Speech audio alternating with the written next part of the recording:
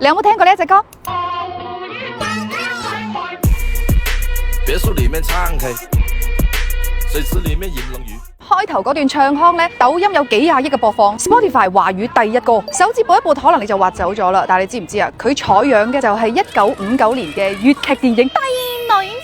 而呢一段旋律足足有3次全新嘅生命力。其實佢最早嘅就係一首清代嘅琴曲，叫做《妝台秋思》，係一個人彈俾自己聽，亦都彈俾月光聽嘅一首好唯美嘅曲嚟嘅。而第一次注入全新嘅生命就係1957年，唐滌生將佢換上咗粵劇嘅腔調，寫成咗《帝女花》。首演嗰晚一票難求，台下啲人聽完之後喊成一片。而第二次有全新嘅生命係1999年，由哥哥張國榮同汪明荃合唱嘅《香夭》，嗰次係粵劇離我哋後生仔女最近嘅一次。而第三次呢一首曲爆紅嘅呢，就係舊年2025年啦，一個嚟自我哋廣東嘅創作者攬佬將佢爆改成為說唱歌曲，一首大讚紅土紅遍全球。同一段旋律，每一次俾人諗翻起注入全新嘅生命嘅時候，佢就會散發全新唔同嘅魅力。而當年錄低帝女花嘅地方，你又知唔知喺邊度呢？就係百年海珠大戲院啊！但今年年初呢，佢就換新復業啦，改造咗5、6稿，淨係嗰個1926年嘅頂保留咗原樣，重新開演嘅嗰日，台下啲人咧着住漢服嘅又有啦，戴住棒球帽，着到成個喐喐出嘅嗷嗷耶嘅後生仔女又有啦，仲有白髮蒼蒼揸住保溫杯嘅老票友都有喎。佢哋嚟唔係嚟打卡，亦都唔係嚟懷舊，而係嚟